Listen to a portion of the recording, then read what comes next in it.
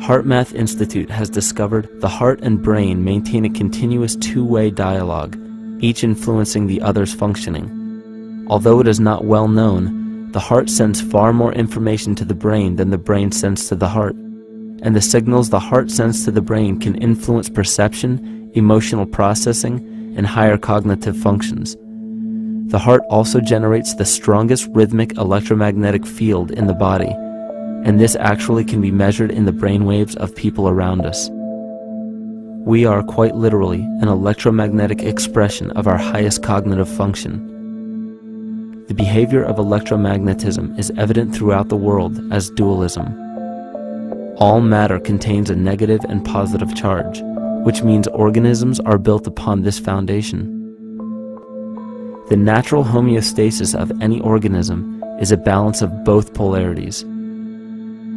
Furthermore, research on emotional energetics shows that the heart's field is a carrier of emotional information and a mediator of bioelectromagnetic communication within and outside the body. Research shows our heart's field changes distinctly as we experience different emotions. It is registered in people's brains around us and apparently is capable of affecting cells, water, and DNA studied in vitro. Fear. The chemical supplied by a collective parasite creates a distinct bioelectric signal given off by the host. This signal is disseminated to the organisms within our community and will grow outward through the entire organism unless it is counterbalanced by an opposing force. Dr. Fritz Alan Popp discovered that the cells in our body communicate through biophotons, which are tiny particles of light that are single units of an electromagnetic field. This communication system within our body also exists between people in what's known as morphic resonance. This was known by the shamans, sages, and adepts of antiquity. These teachings were commonplace in prehistoric cultures. It wasn't by sheer chance that artistic expression and rituals were the cornerstone of every ancient civilization. Art was used as a personal method to exercise the shadow content of the psyche and introduce it to the conscious mind. This was very literally viewed as psychic therapy. Ritual was based around astrological dates. As we've learned, the study of the stars and planets reflect our own astropsychology. The shamans would perform rituals on astrological dates that would correlate with a circadian rhythm or a psychological cycle. These rituals kept the human participants aware of their inner self and prevented the repression of psychological content.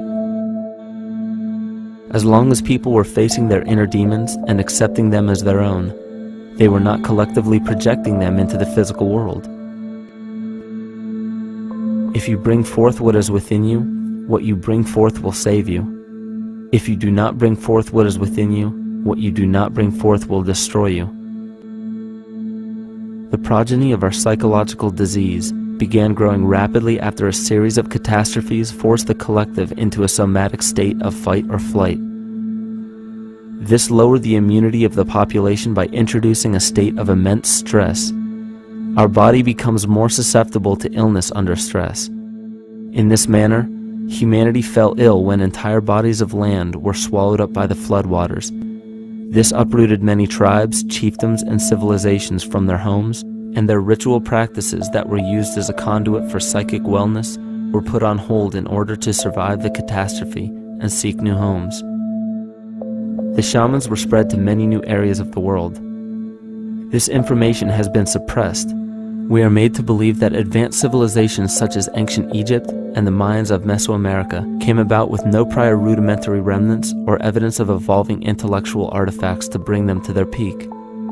We are meant to believe that their incredible knowledge of mathematics, astrology, agriculture, economy, polity, and architecture came out of nowhere.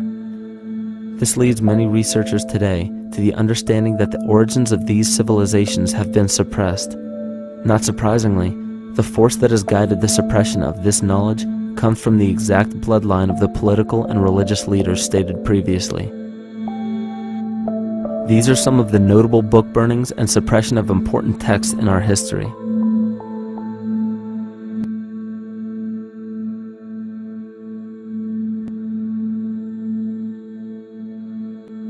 Yet after all of this suppression, there are still remnants of the dispersion of elder civilizations in nearly every country.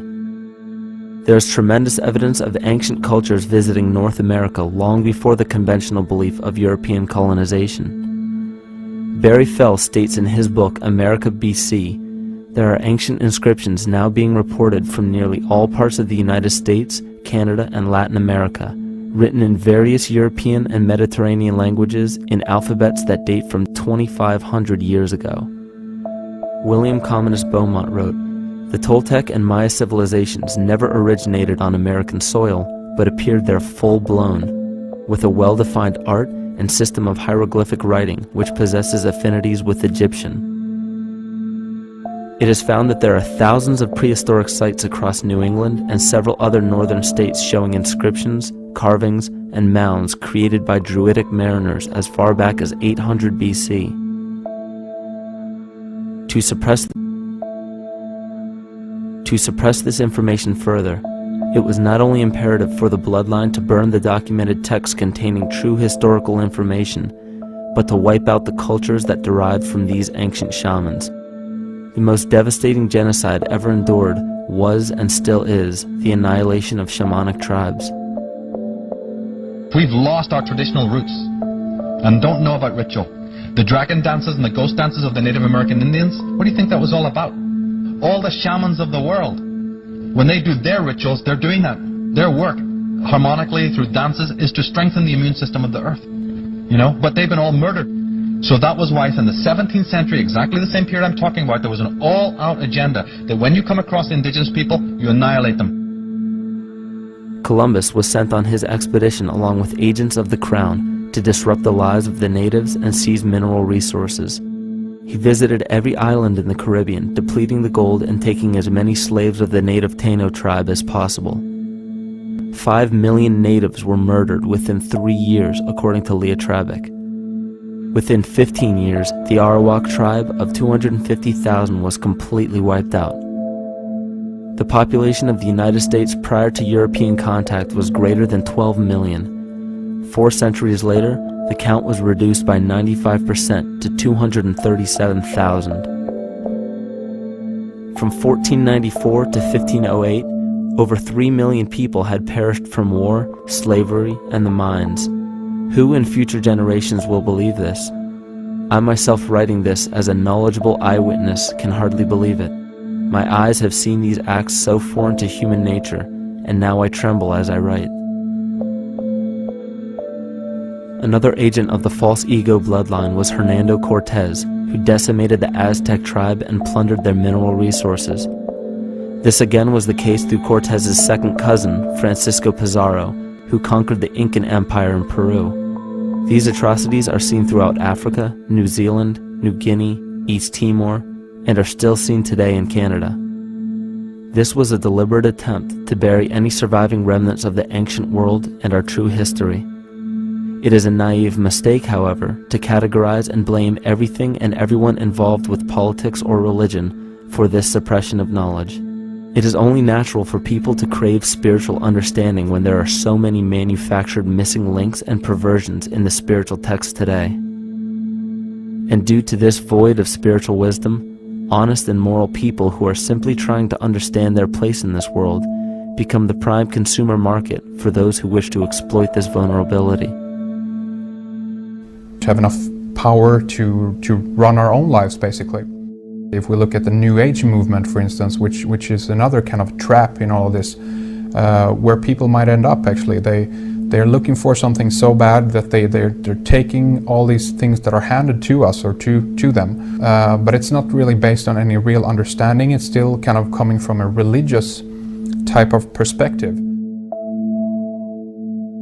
People are genuinely seeking something new. They're genuinely seeking a new type of spirituality, or to better themselves, or to change something. But this is being hijacked, and what they actually do is that they lead you into another type of group mentality or new age religion, whatever it is, and people still are not able to kind of really break free from that and follow their own journey or their own path, which I think is very important in all of this.